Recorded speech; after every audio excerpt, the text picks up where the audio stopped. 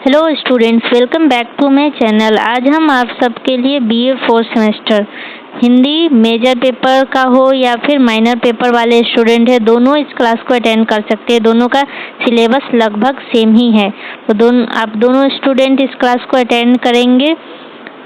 तो आज की इस क्लास में हम क्या पढ़ने वाले हैं तो उसके बारे में हम थोड़ा बता देते हैं। तो आज हम पढ़ने वाले हैं मांझी न बजाओ बंसी, वह जन मारे नहीं मरेगा, यदि आएगा डॉलर, खेत का दृश्य, चंद्र ग्रहण से लौटती बेर, बसंती हवा। ये जितना भी कहानी दिया गया है आज के इस क्लास में हम इसी के बारे में पढ़ेंगे। तो सबसे पहले हम पढ़ेंगे तो सबसे पहले आज हम इस क्लास में पढ़ेंगे मांझी न बजाओ बंसी। इसके बारे में पढ़ेंगे, इसके लेखक के बारे में पढ़ेंगे और इसका जो व्याख्या है, इसका अर्थ क्या है, इसकी कविता के बारे में पढ़ेंगे। ये सब जो दिया हुआ है ये पूरा आपका एक कविता है। जो इस कविता को लिखा कौन है तो वो लिखे हैं केदारनाथ अग्रवाल जी। ये कविता इन्हीं के द्वारा लिखा गया है। तो ये सारा का सारी कविता हम लाइन बाय लाइन करके समझेंगे। तो चलिए हम क्लास को शुरू करते हैं।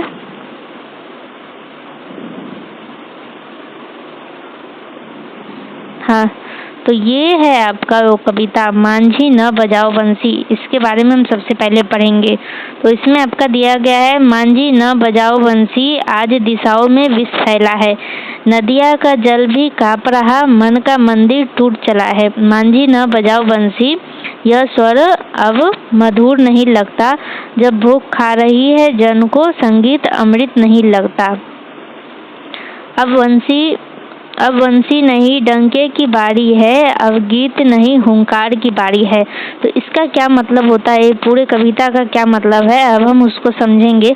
तो ये था आपका ये मांझी न बजाओ बंसी, और ये दूसरा कविता है आपका वह जन मारे नहीं मरेगा, और ये तीसरा है यदि आएगा डॉलर, और ये चौथा है खेत का दृश्य, और पांचवा ये चंद्रग्रहण से लौटती बेर, बसंती हवा। और फिर ये है आपका सिलेबस में देख लीजिए आप कि मेजर 5 में आपको क्या क्या पढ़ना है, यूनिट 1 में इन सब के बारे में पढ़ना है, और माइनर पेपर का भी यही सिलेबस है, बस थोड़ा सा ही अंतर है। तो आज की इस क्लास में हम सबसे पहले मांझी न बजाओ बंसी कविता का व्याख्या समझेंगे, उसके लेखक के बारे में पढ़ेंगे, और बाकी जितना भी कविता है वो अगले क्लास में समझेंगे। तो पहला आपका लाइन है मांझी न बजाओ बंसी, आज दिशाओं में विष फैला है। तो इसका क्या मतलब है, लेखक कहना क्या चाहते हैं ये दिखा करके। तो इसका मतलब है कि कवि मांझी यानी नाव चलाने वाली व्यक्ति से कह रहा है, कवि कह रहे हैं नाव चलाने वाली व्यक्ति से कि अब बंसी मत बजाओ। बंसी मतलब बांसुरी, अब बांसुरी मत बजाओ। बंसी का मतलब है सुख, शांति, प्रेम और आनंद के गीत। लेकिन कवि कहता है कि आज चारों दिशाओं में विष यानी दुख, अन्याय, असमानता, हिंसा और भ्रष्टाचार फैल गया है। ऐसे माहौल में आनंद के गीत गाना असंवेदनशील और गलत लगता है। कवि का मतलब है जब समाज में पीड़ा हो तब हमें क्रांति और बदलाव की आवाज़ उठानी चाहिए, न कि बंसी बजाकर मौन रहना चाहिए। तो इसका क्या मतलब है कि मांझी न बजाओ बंसी, आज दिशाओं में विष फैला है। मांझी न बजाओ बंसी मतलब कवि कह रहे हैं नाव चलाने वाले व्यक्ति को कि अभी बांसुरी मत बजाओ, क्योंकि ये सुख और शांति का पल नहीं है। आज चारों दिशाओं में यानी कि विष, दुख, अन्याय, असमानता, हिंसा, भ्रष्टाचार फैला हुआ है। ऐसे माहौल में गीत गाना अच्छा नहीं लगता कवि को, ऐसे माहौल में मौज मस्ती करना उनको अच्छा नहीं लगता। यही बात वो कहना चाह रहे थे कि जब समाज में पीड़ा हो तब हमें क्रांति और बदलाव की आवाज़ उठानी चाहिए, न कि चुपचाप बैठना चाहिए, न कि बैठ कर के बांसुरी बजाना चाहिए। तो इस लाइन का यही मतलब था। आई होप कि आप सबको समझ में आ रहा होगा। अगर नहीं समझ में आ रहा होगा तो कमेंट में ज़रूर बताइएगा, हम फिर से अगले क्लास में कोशिश करेंगे कि और अच्छे से समझा पाए। तो चलिए अब अगला पॉइंट है नदिया का जल भी काँप रहा, मन का मंदिर टूट चला है। तो इसका क्या मतलब है, यहाँ कवि बहुत गहराई से समाज की स्थिति को दिखाता है। नदी का जल काँप रहा है, इसका क्या मतलब है कि इसका मतलब है कि प्रकृति का डर और बेचैनी महसूस कर रही है। प्रकृति का डर और बेचैनी महसूस कर रही है। जैसे जैसे मनुष्य के भीतर बुराई, हिंसा और लालच बढ़ा है, वैसे वैसे प्रकृति भी अशांत और असंतुलित हो गया है। असंतुलित हो गई है। तो नदी का जल काँप रहा है मतलब क्या है कि कवि के मन में डर बैठता जा रहा है कि जैसे जैसे प्रकृति का डर उनको महसूस हो रहा है कि जैसे जैसे इंसान के अंदर बुराइयां, हिंसा और लालच बढ़ रहा है, वैसे वैसे प्रकृति भी अशांत और असंतुलित होते जा रहा है। यही बात का उनको डर बैठा हुआ था मन में। अगला टॉपिक है आपका, मन का मंदिर टूट चला है, इसका क्या मतलब है? ये जो आपका यहाँ पर दिया हुआ है, मन का नदी का जल काँप रहा, मन का मंदिर टूट चला है, तो मन का मंदिर टूट चला है इसका क्या मतलब है? इसका मतलब है कि मनुष्य का आंतरिक नैतिक बल, इंसानियत और भावनाएं खत्म होती जा रही है। लोग अब स्वार्थी हो गए हैं। कवि यह कहना चाहता है कि जब इंसान का मन टूट जाए तो संगीत और सुंदरता का कोई अर्थ नहीं रह जाता है। जैसे कि आप देखे ही होंगे कि अगर कोई इंसान उदास है, बैठा हुआ है, अंदर से टूटा हुआ है और बहुत ही ज़्यादा कमज़ोर अपने आप को फील कर रहा है, तो उस टाइम में अगर आप गाना बजाइएगा, बंसी बजाइएगा, तो उस टाइम में उस इंसान को अच्छा नहीं लगता है। उसका मन रहता है कि शांति से बस बैठ कर के वो अपने आप को कोसते रहता है, अपनी किस्मत को कोसते रहता है। तो ऐसा उस टाइम में अगर आप गाना बजाइएगा तो उसको अच्छा नहीं लगेगा। तो यहाँ पे भी वही बात है कि कभी को भी अच्छा नहीं लग रहा था कि जब इंसान के आंतरिक नैतिक बल, इंसानियत, भावनाएं खत्म होते जा रहे थे, इंसान स्वार्थी होते जा रहे थे, तब कभी कहना चाहते कि इंसान का मन टूट जाए तो संगीत और सुंदरता अच्छा नहीं लगता है। तो मन का मंदिर टूट चला है, इसका यही मतलब था।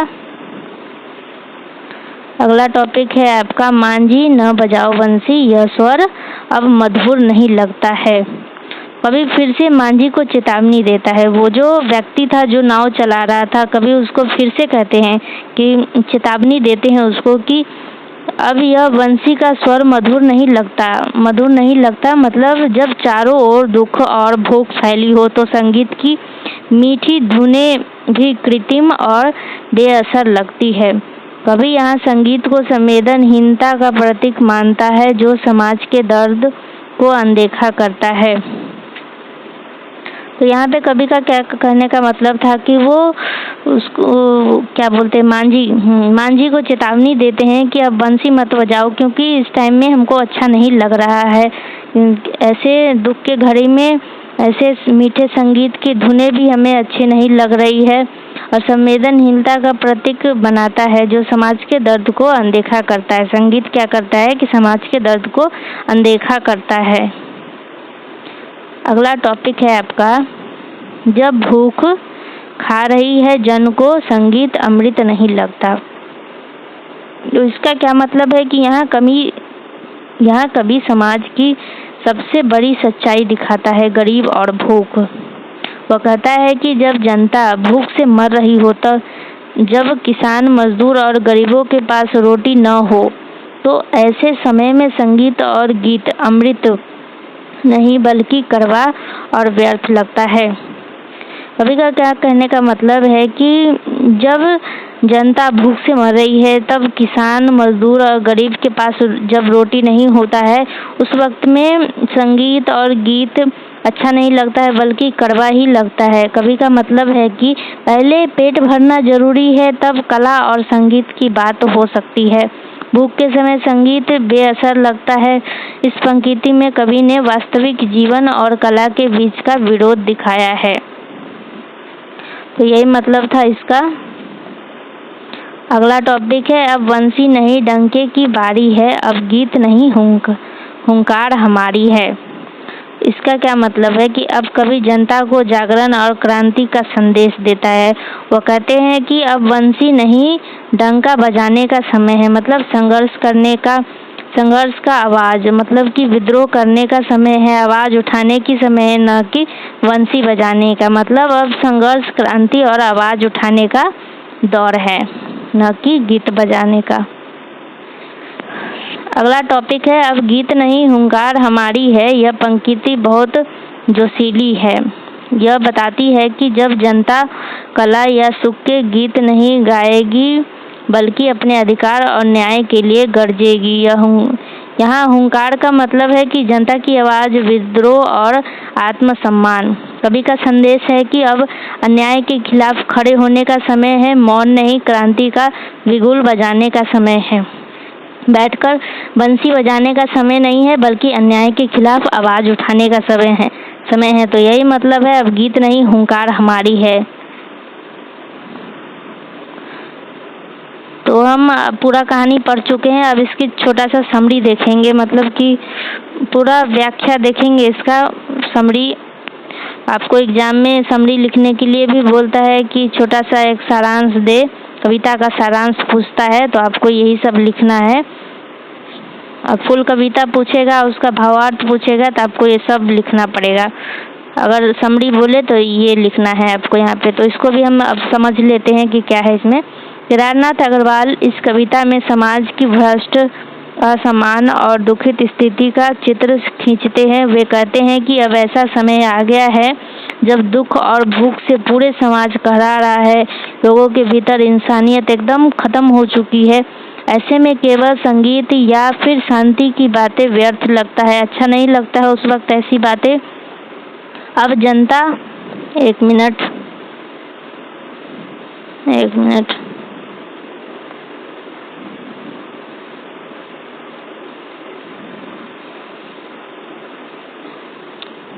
हाँ, तो चलिए हम फिर से पढ़ लेते हैं। तो ऐसे में केवल संगीत या शांति की बातें अच्छी नहीं लगती है। अब जनता को अन्याय, भूख और गरीब के खिलाफ आवाज उठानी चाहिए। कवि का सशक्त संदेश है कि अब बंसी नहीं बल्कि डंका बजाने का समय है। अब गीत नहीं बल्कि हुंकार होनी चाहिए। इस तरह यह कविता जन जागरण, क्रांति और सामाजिक चेतना का प्रतीक है। यह हमें बताती है कि जब समाज में पीड़ा चाहिए तो चुप रहना भी अपराध है। जब समाज पीड़ा से गुजर रहा हो तो चुप रहना भी अपराध है। हमें अन्याय के खिलाफ बोलना और कुछ करना चाहिए, न कि चुपचाप बंसी बजाना चाहिए। तो यही था आपका समरी। उतना आपको इसमें समरी में इतना लिखना है आपको कि कवि का क्या कहने का मतलब था, इस कविता के जरिए क्या संदेश देना चाहते थे कवि। आपको यही संदेश देना चाहिए था कि जब समाज पीड़ा से गुजर रहा हो तो आवाज उठाना चाहिए, न कि चुपचाप हाथ पे हाथ रख के बैठना चाहिए। तो चलिए अब हम कवि परिचय के बारे में पढ़ लेते हैं। अगर इस वीडियो में कुछ भी इम्पोर्टेंट है तो सबसे ज़्यादा इम्पोर्टेंट ये है केदारनाथ अग्रवाल जी का कवि परिचय। तो ये आपको एग्जाम में पूछ लेगा, तो इसको आपको याद रखना है, अच्छे से ध्यान रखना है। इसको क्या करना है कि स्क्रीनशॉट लेते चलना है। इनके बारे में आपको एग्जाम में लिखने के लिए पूछेगा ही। तो सबसे पहले हम जान लेते हैं कि जन्म और प्रारंभिक जीवन। केदारनाथ जी का जन्म कहाँ हुआ और इनका प्रारंभिक जीवन कैसा था, क्या था, सब हम इसके में पढ़ेंगे। तो कवि केदारनाथ अग्रवाल का जन्म 1 अप्रैल 1911 को हुआ। उत्तर प्रदेश में बांदा जिले के किंदरी गांव में हुआ था। उनके पिता का नाम गंगा प्रसाद अग्रवाल था, ये आपको याद रखना है, जो एक साधारण व्यवसायी थे। परिवार आर्थिक दृष्टि से मध्यम वर्गीय था, लेकिन घर का वातावरण धार्मिक और सांस्कृतिक था, जिसके कारण केदारनाथ जी में साहित्य, कविता और देशभक्ति की भावना बचपन से ही उत्पन्न हो गई थी। ये आप जान लिए उनके प्रारंभिक जीवन के बारे में, उनका जन्म क्या हुआ, उनका पिता का नाम कहाँ था, उनका गांव का नाम क्या था, ये सब आपको याद रखना है। तो अब बात करते हैं शिक्षा की कि उन्होंने कहाँ तक पढ़ाई की है, केदारनाथ जी कहाँ तक पढ़े हुए हैं, क्या क्या डिग्री हासिल की है उसके बारे में। तो प्रारंभिक शिक्षा गांव में प्राप्त करने के बाद उन्होंने उच्च शिक्षा के लिए इलाहाबाद विश्वविद्यालय का रुख किया। वहाँ उन्होंने कला BA की डिग्री प्राप्त की। इलाहाबाद में BA की डिग्री प्राप्त की। कौन? तो केदारनाथ अग्रवाल जी। इसके बाद वे वकालत की पढ़ाई करके बांदा में वकील के रूप में कार्य करने लगे। बांदा कहाँ है? तो बांदा, उनका घर बांदा में ही था। तो वहाँ वो क्या करते थे? वकालत करते थे लॉ की पढ़ाई कंप्लीट करने के बाद। हालांकि उन्होंने पेशे के रूप में वकालत अपनाई, परंतु उनका मन कविता और साहित्य की ओर अधिक झुका हुआ था। उन्होंने जीवन भर लेखन, समाज सुधार और जन जागरण के कार्यों में सक्रिय योगदान दिया। वैसे तो वह वकालत थे, लेकिन उनका मन साहित्य और अधिक साहित्य की ओर बहुत ही ज़्यादा झुका हुआ था, साहित्य और कविता की ओर। ये था उनका शिक्षा की बात। और अब बात करते हैं हम साहित्य जीवन की शुरुआत। वकालत करते थे वो, तो फिर साहित्य जीवन की शुरुआत कैसे हुई? तो वो हुई केदारनाथ अग्रवाल जी ने किशोरावस्था से ही कविता लिखना शुरू कर दिया था। किशोरावस्था मतलब बचपन से ही। उनकी प्रारंभिक कविता छायावाद की शैली से प्रभावित थी, परंतु बाद में वे प्रगतिवादी काव्यधारा से जुड़ गए। उन्होंने अपनी कविता के माध्यम से सामाजिक अन्याय, शोषण, वर्गभेद और श्रमिक जीवन को आवाज दी। उनकी कविताओं में न केवल संवेदना बल्कि संघर्ष की चेतना और मानवीय करुणा भी दिखाई देता है। उनका साहित्य जीवन बहुत सक्रिय था। वे नियमित रूप से विभिन्न पत्र पत्रिकाओं में कविता प्रकाशित करते रहे, जैसे हंस, जनवाणी, कर्मभूमि, नवयुग, प्रगतिशील भारत आदि। ये था उनका साहित्य जीवन का शुरुआत। इसका स्क्रीनशॉट ले लीजिए आप सब। तो अब हम जान लेते हैं इनकी विचारधारा के बारे में कि इनका विचारधारा क्या था। तो केदारनाथ अग्रवाल जी प्रगतिवादी कवि थे। ये आपको ऑब्जेक्टिव में पूछ सकता है कि वो कैसे कवि है, तो वो प्रगतिवादी कवि थे। उनका मानना था कि कविता केवल कल्पना का संसार नहीं होना चाहिए, बल्कि उसे जनजीवन की सच्चाई को उजागर करना चाहिए। वे कहते थे कविता वही है जो जनता के जीवन की पीड़ा को अपनी आवाज बना सके।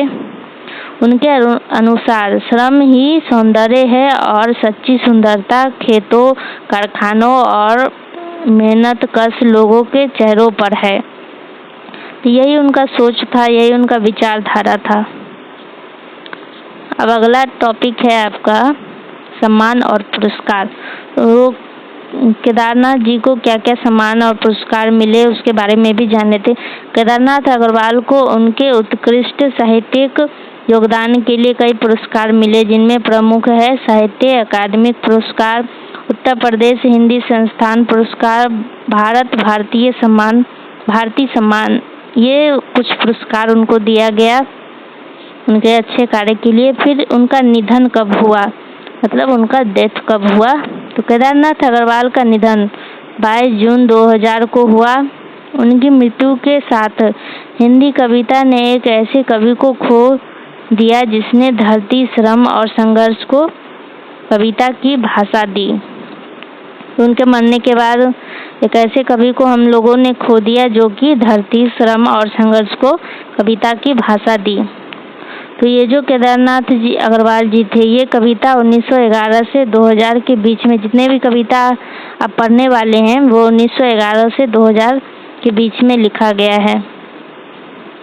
अगला टॉपिक है आपका कंक्लूजन, मतलब निष्कर्ष। अब इस पूरे जो अभी हम इनके जीवन परिचय के बारे में पढ़े, इसका निष्कर्ष क्या है तो वो भी आपको जानना जरूरी है।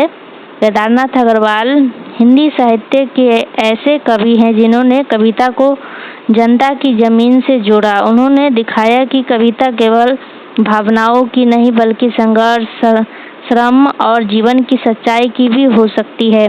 उनकी कविता मांझी न बजाओ बंसी इसका सबसे सुंदर उदाहरण है, जहाँ कवि जनता के दुख और संवेदना को सजीव करता है। ये था आज के इस क्लास में, बस इतना ही था। तो ये जो आपका कविता है, एक मिनट थोड़ा हम आपको दिखा देते हैं।